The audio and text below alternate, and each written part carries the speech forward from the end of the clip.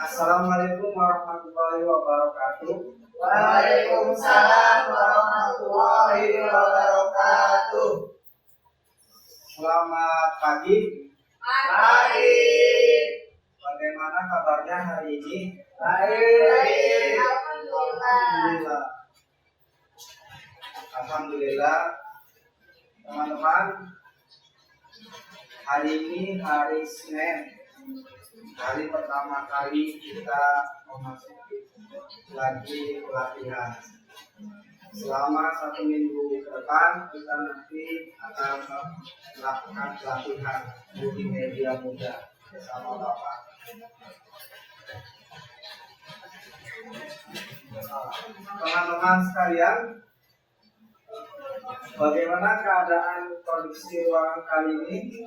AC-nya terasa dingin tidak? Dingin. Penerangannya bagaimana teman-teman?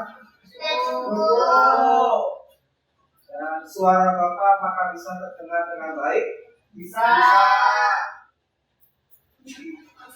Bagaimana keadaan laptop kalian? Berfungsi dengan baik? Baik. Proyektor terlihat dengan jelas? Terlihat. Teman-teman sekalian, untuk agar kita terhindar dari bahaya yang tidak diinginkan, cesar laptop, kabel-kabelnya tolong amankan dengan baik. Terima kasih. Teman-teman sekalian, sebelum kita masuk ke materi pelajaran kali ini, mari kita berdoa terlebih dahulu, dipimpin oleh saya ya teman-teman. Berdoa mulai, berdoa selesai. Alhamdulillah. Teman-teman sekalian, tak kenal maka tak sayang. Maka dari itu sebelum kita masuk ke materi, izinkan Bapak ingin memperkenalkan diri Bapak. Bapak bernama Gatot. Bapak lahir di Indramayu pada tanggal 20 Juni 1989. Jenis kelamin tentunya Bapak laki-laki ya. Kemudian kewarganegaraan Bapak, kewarganegaraannya Indonesia. Bapak statusnya sudah menikah dan punya anak 1. Sekarang Bapak bekerja di salah satu sekolah swasta di Indramayu, di SMA swasta As-Salafiyah Indramayu. Golongan darah Bapak B. Riwayat pendidikan Bapak SD lulus tahun 2001, SMP lulus tahun 2004, dan SMA lulus tahun 2007, dan terakhir Bapak kuliah di Puspadati Cirebon lulus tahun 2011.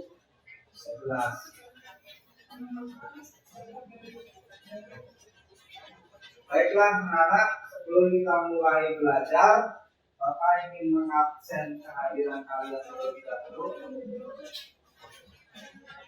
Bapak akan absen ya, kalau perhatikan. Hendra, Nadia, Ama Gunawan, Bella, Hadi, Anissa. Baik, hadir semua ya hari ini. Oke. Teman-teman sekalian, untuk peraturan di lab ini kalian harus mematuhi ya. Yang pertama, tidak boleh merokok. Yang kedua, tolong handphone dimatikan atau di silent. Yang ketiga, tidak boleh makan dan minum di ruangan. Dan yang keempat, tidak boleh berisik. Yang kelima, tidak boleh tidur. Dan yang keenam, tidak boleh bermain kabel yang nanti akan bisa tersengat oleh aliran listrik. Dan yang terakhir, teman-teman, kalau memungkinkan kalian di suatu saat ada kebakaran ataupun kejadian-kejadian alam lainnya, di sebelah kanan ada jalur evakuasi, ya, kalian boleh langsung ke bawah untuk menyelamatkan diri kalian.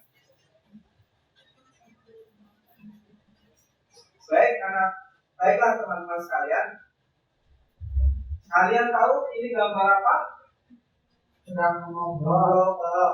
Diskusi. Sebelahnya gambar apa ini? Yang bersalaman. Oke. Ya, betul sekali. Yang ini sedang berdiskusi. Yang ini melakukan suatu kesepakatan. Ya. Kenapa Bapak memberikan gambar ini? Tentu ada tujuannya, teman-teman. Kali ini kita akan membahas materi mengenai cara menjabarkan kreativitas dan keinginan pihak luar atau klien kita dalam bentuk ide yang diproses dalam konsep editing. Teman-teman sekalian, roadmap pelatihan kita bersumber pada unit kompetensi dengan kode J591200000501 dengan nama menjalin kerjasama dengan pihak luar atau klien. Elemen kompetensinya adalah melakukan koordinasi dalam pihak, maksud apa? Dengan pihak luar klien. Kriteria unjuk kerjanya yaitu di poin 1.2, yaitu kreativitas dan keinginan pihak luar atau klien dijabarkan dalam bentuk ide yang diproses dalam konsep editing, sehingga menghasilkan judul cara menjabarkan kreativitas dengan keinginan pihak luar atau klien dalam bentuk ide yang diproses dalam konsep editing. Tujuan pembelajaran kali ini adalah setelah selesai mengikuti pelatihan, peserta kompeten menjelaskan cara menjabarkan kreativitas dan keinginan pihak luar klien dalam bentuk ide yang diproses dalam konsep editing sesuai standar operasional. Manfaat pembelajarannya adalah setelah mengikuti pelatihan, peserta diharapkan dapat mengaplikasikan penjabaran kreativitas dan keinginan pihak luar atau klien kepada masyarakat. Teman-teman sekalian, menjabarkan kreativitas dan keinginan pihak luar klien yang dijabarkan dalam bentuk ide yang diproses dalam proses editing merupakan bagian dari penilaian sebuah storyboard. Supaya klien kita bisa tertarik pada storyboard kita, hal yang harus kita lakukan adalah memahami keinginan klien kita sehingga nantinya menjadi awal proses produksi sebuah video. Apa sih storyboard itu? Storyboard ialah kumpulan sketsa gambar yang disusun secara berurutan dan disesuaikan dengan naskahnya sehingga ide cerita bisa disampaikan dengan mudah. Tujuan pembuatan storyboard yang pertama untuk memudahkan dan mempercepat proses pembuatan film, baik itu film pendek maupun film berdurasi panjang. Yang kedua, untuk memudahkan orang lain untuk memahami alur dan isi dari cerita yang ingin disampaikan. Yang ketiga, agar memudahkan pembuatan film dalam memvisualisasikan idenya. Yang keempat, membantu menjelaskan suatu alur narasi dari sebuah cerita. Dan yang kelima, memandu tim yang terlibat dalam pembuatan film atau video, misalkan sutradara, aktor, dan kru, sehingga bekerja dengan maksimal.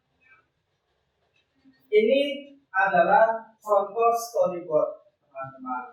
Ya, di mana ini terlihat ada suatu visual dan juga ada narasi dan ada juga scene, nomor scene, sehingga memudahkan kita dalam membuat suatu video nantinya.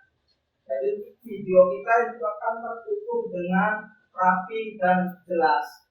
Apa dulu yang harus dikerjakan?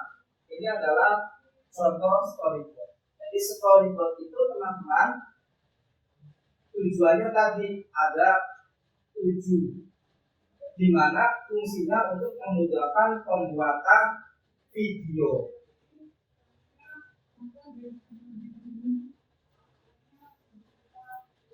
Baik teman-teman, setelah tujuan, maka kita masuk kepada cara pembuatannya. Cara pembuatan storyboard, langkah pertama adalah membuat rincian naskah. Yang kedua, buat catatan tentang poin-poin penting, yaitu ide dan konsep yang akan dijadikan storyboard. Yang ketiga, tentukan media yang nantinya akan dibuat storyboard. Ini bisa dalam bentuk gambar, manual, atau aplikasi komputer.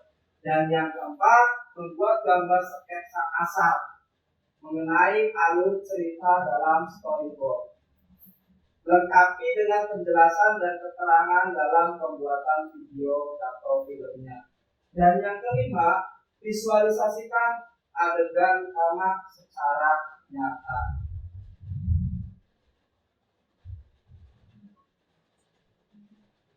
Ada yang ditanyakan sampai sejauh ini, teman-teman?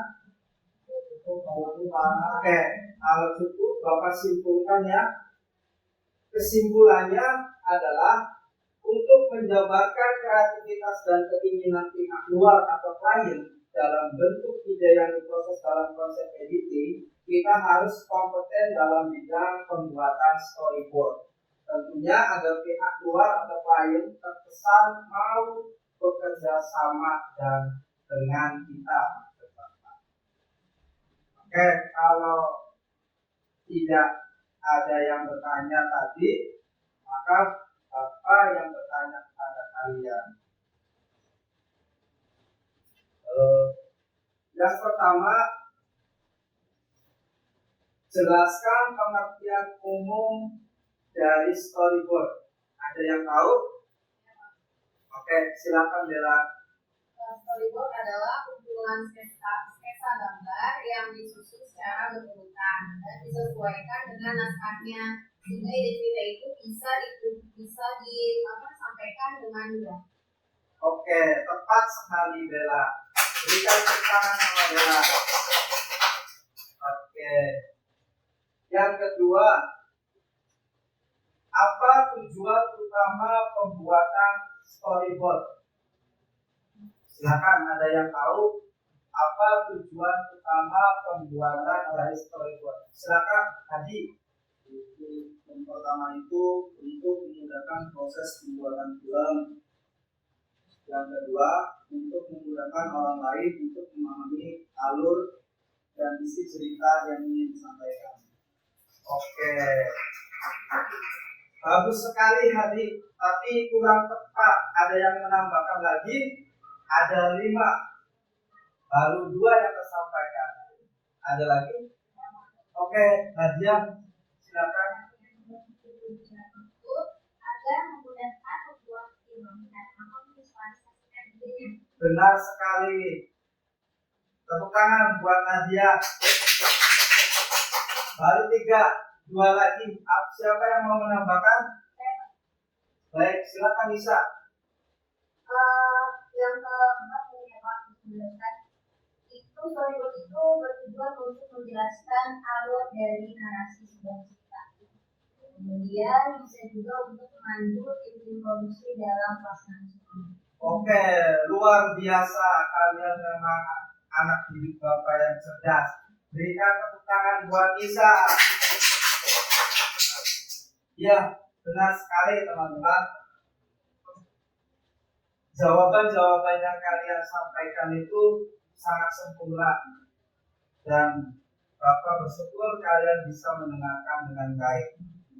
Untuk meningkatkan pemahaman lagi dalam bidang storyboard, maka Bapak akan memberikan sebuah evaluasi kepada kalian semua. Evaluasinya nanti Bapak berikan ya.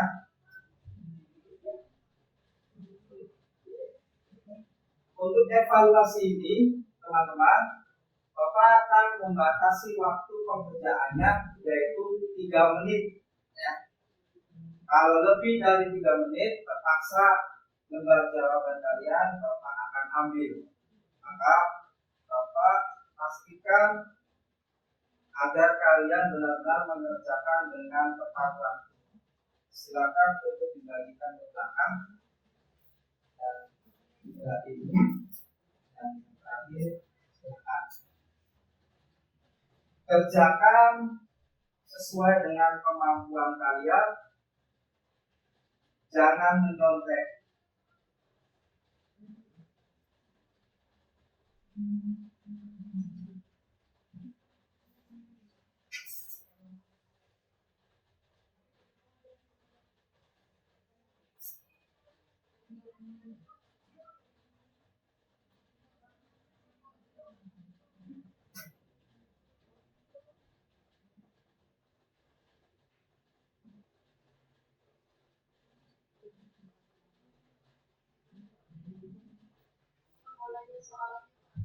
Ya, Bella di mana? Oh, coba Bapak lihat dulu. Iya. Oh, ini harusnya menilai ya. Silakan.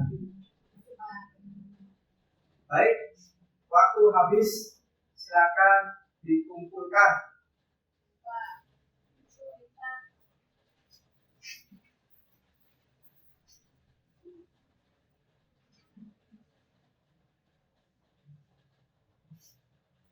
Oke, Bapak cek dulu ya lembar jawaban kalian.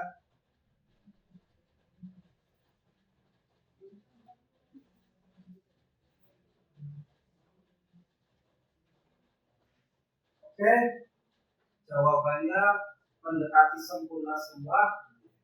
Rata-rata semua mendapatkan nilai di atas kriteria ketuntasan minimal. Ya, dan ucapkan selamat kepada kalian.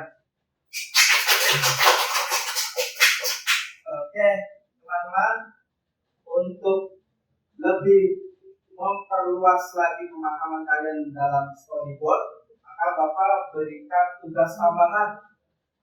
Tugas tambahannya adalah yang pertama ini, kalian buatlah storyboard dengan tema virus corona.